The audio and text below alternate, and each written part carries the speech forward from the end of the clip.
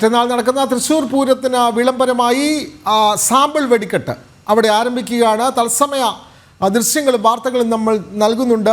മിഥുൻ അയ്യപ്പൻ ചേരുന്നു. മിഥുൻ, സാമ്പിൾ വെടിക്കെട്ടിന് തിരികൊളുത്താറായി.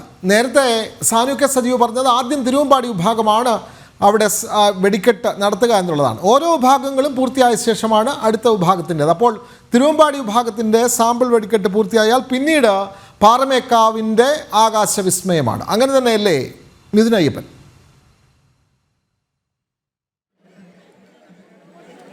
തീർച്ചയായിട്ടും തൃശ്ശൂർ പൂരത്തിന് സവിശേഷത ആ രീതിയിലാണ് പരമ്പരാഗതമായി ഇവിടെ നടത്തി വരുന്നത്.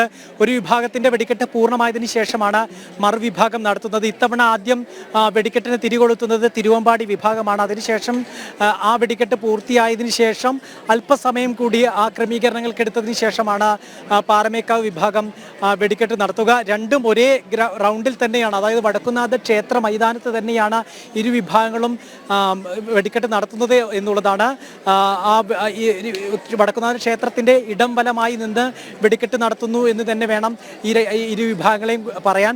ഇപ്പോൾ 7 മണിക്കാണ് സമയക്രമം നിശ്ചയിച്ചിരുന്നത്.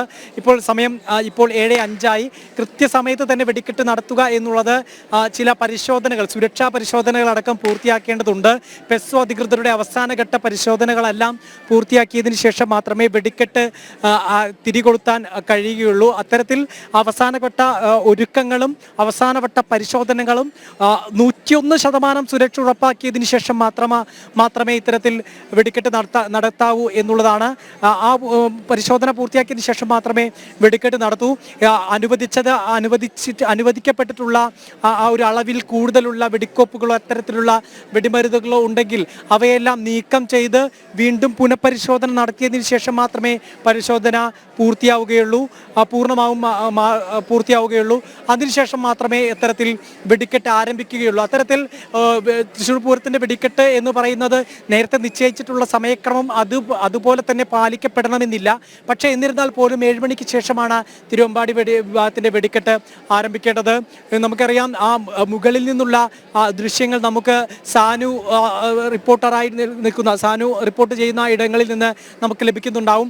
അവിടെകളിലെല്ലാം ഇത്തരത്തിൽ വെടിക്കോപ്പുകൾ നിറയ്ക്കുന്നതും അവിടെ അവസാനഘട്ട പരിശോധനകൾ നടക്കുന്നതുമായിട്ടുള്ള ദൃശ്യങ്ങൾ നമുക്ക് ലഭ്യമാകും. അത്തരത്തിൽ പൂർണ്ണമായും ആ പരിശോധനകൾ പൂർത്തിയാക്കിയതിന് ശേഷം മാത്രമേ വെടിക്കെട്ട് ആരംഭിക്കുകയുള്ളൂ എന്നുള്ളതാണ്. സാമ്പിൾ വെടിക്കെട്ട് നമുക്കറിയാം, തൃശ്ശൂർ പൂരത്തിൻ്റെ ഏറ്റവും പ്രധാനപ്പെട്ട ആകർഷകങ്ങളിൽ ഒന്നാണ് വെടിക്കെട്ട് എന്നുള്ളത്. കഴിഞ്ഞ വർഷത്തെ പൂരം അലങ്കോലമായി എന്നുള്ള വ്യാപകമായിട്ടുള്ള പ്രചാരണത്തിന് നിദാനം തന്നെ ഈ വെടിക്കെട്ടിൻ്റെ പ്രവർത്തനം സുഗമമായില്ല, അല്ലെങ്കിൽ വെടിക്കെട്ട് സുഗമമായി നടത്തപ്പെട്ടില്ല എന്നുള്ളത് കൊണ്ടും, അതുപോലെ തന്നെ പോലീസ് അനാവശ്യമായി റൗണ്ടിലടക്കം ബാരിക്കേഡുകൾ വെച്ച് ഈ വെടിക്കെട്ടിന് വേണ്ടി സുരക്ഷ ഒരുക്കി എന്നുള്ളത് അതുകൊണ്ട് കൂടിയാണ്. അത്തരത്തിൽ അമിതമായിട്ടുള്ള പോലീസിന്റെ കൈക്കടത്തലെല്ലാമാണ് കഴിഞ്ഞ വർഷത്തെ വെടിക്കെട്ടിന് വലിയ രീതിയിലുള്ള മങ്ങലേൽപ്പിച്ചത്. അത് പൂരത്തിന്റെ ഒന്നാകെ ശോഭ കെടുത്തുന്ന ഒന്നായിരുന്നു. അതേസമയം തന്നെ നമുക്കറിയാം, ഇതിനു മുൻപത്തെ വർഷം 2003 രാത്രി പൂരത്തിനിടയ്ക്ക് ഒരു അപകടം ഉണ്ടാകുന്നത്. രാത്രി പൂരത്തിന് മഠത്തിൽ എഴുന്നള്ളിപ്പിനിടയ്ക്കാണ് മഠത്തിലുള്ള വലിയ ആൽമരത്തിൻ്റെ ഒരു ഭാഗം ഇടിഞ്ഞു വീണ് തിരുവമ്പാടി വിഭാഗത്തിൻ്റെ ഭാഗത്തു നിന്നുണ്ടായിരുന്ന 2 പേർ ഇത്തരത്തിൽ മരണപ്പെട്ടത്. അത്തരത്തിലുള്ളൊരു സംഭവം ഉണ്ടായതിനെ തുടർന്ന് വെടിക്കെട്ട് മാറ്റിവെച്ചിരുന്നു, വെടിക്കെട്ട് ഉപേക്ഷിച്ചിരുന്നു. പകരം ഈ കുഴികളിൽ നിക്ഷേപിച്ചിരുന്ന ഈ വെടിക്കോപ്പുകൾ പുറത്തെടുക്കുക സാധ്യമല്ല. അതുകൊണ്ട് തന്നെ അത് നിർവീര്യമാക്കുന്നതിൻ്റെ ഭാഗമായി അത് പൊട്ടിച്ച് കളയുന്ന ഒരു അവസ്ഥയിലേക്ക് ആണ് 2023 വെടിക്കെട്ട് ഉണ്ടായത്. 2024 വെടിക്കെട്ടിന് ഇത്തരത്തിൽ ശോഭ കെടുത്തുന്ന വിധത്തിലുള്ള ഇടപെടൽ ഉണ്ടായതോടുകൂടി ഈ പുലർച്ചെ ഇരുണ്ട ആകാശത്ത് നടത്തേണ്ട വെടിക്കെട്ട് നേരം പുലർന്ന് തെളിഞ്ഞ ആകാശത്തേക്ക് നടത്തേണ്ടി വന്നു. അതുകൊണ്ട് തന്നെ ആ വർണ്ണവിസ്മയം പൂർണ്ണ രീതിയിൽ നല്ല ഒരു തരത്തിൽ പോലും ആസ്വദിക്കാൻ പൂരപ്രേമികൾക്ക് സാധിച്ചിരുന്നില്ല. അതുകൊണ്ട് തന്നെ ഈ 2 വർഷത്തെ കാത്തിരിപ്പിന്റെ പകവീട്ടലാണ്, അല്ലെങ്കിൽ പകരം വീട്ടിലാണ്, അല്ലെങ്കിൽ അതൊരു വീണ്ടെടുക്കലാണ് ഇത്തവണ പൂരപ്രേമികളെ സംബന്ധിച്ചിടത്തോളം ഈ സാമ്പിൾ വെടിക്കെട്ട് എന്ന് പറയുന്നത്. മാത്രമല്ല, തൃശ്ശൂർ പൂരവുമായി ബന്ധപ്പെട്ട് നടക്കുന്ന ആദ്യത്തെ വലിയ ചടങ്ങ് കൂടിയാണ് ഈ സാമ്പിൾ വെടിക്കെട്ട്. നാളെയാണ് പൂര വിളംബരം നടക്കുന്നത്. നെയ്തലക്കാവിലമ്മ ഗ്രാമപ്രദക്ഷിണം കഴിഞ്ഞ് വടക്കുംനാഥ ക്ഷേത്രത്തിലേക്ക് എത്തുന്നതും അവിടെ നിന്ന് ശ്രീമൂലസ്ഥാനത്തെത്തുകയും ശ്രീമൂലസ്ഥാനം വഴി വടക്കുംനാഥ ക്ഷേത്രത്തിനകത്തേക്ക് പ്രവേശിച്ച് അതിനകത്ത് അവിടുത്തെ ചടങ്ങുകളെല്ലാം പൂർത്തിയാക്കിയതിനു ശേഷം തെക്കേ ഗോപുരനട തുറന്നിടുന്ന അതിമനോഹരമായിട്ടുള്ള ഒരു ചടങ്ങ്.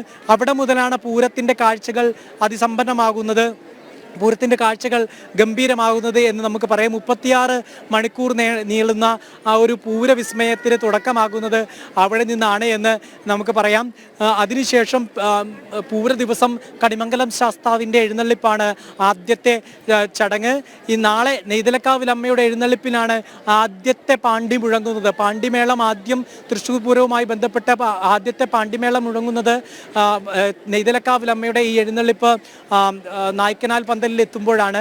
അത്തരത്തിൽ അവിടെ മുതലാണ് പാണ്ടിമേളം ആരംഭിക്കുകയും അതുപോലെ തന്നെ ത്രിപുട കൊട്ടി അവിടെ നിന്ന് ശ്രീമൂലസ്ഥാനം എത്തുകയും അവിടെ നിന്ന് കൊമ്പ് പറ്റും, കുഴൽ പറ്റും, എല്ലാം പറ്റി ആ കൊട്ട് അങ്ങനെ തന്നെയാണ് നൂറ്റാണ്ടുകളുടെ ചരിത്രവും അതുപോലെ തന്നെ പൗരാണികവുമായ പശ്ചാത്തലമൊക്കെ തന്നെ തൃശ്ശൂർ പൂരത്തിനുണ്ട്. അത് ലോകശ്രദ്ധ ആകർഷിച്ച വർണ്ണവിസ്മയം തന്നെയാണ് തൃശ്ശൂർ പൂരം. അത് ദിവസങ്ങൾ നീളുന്ന ആചാരപരമായ ചടങ്ങുകൾ തന്നെയാണ്.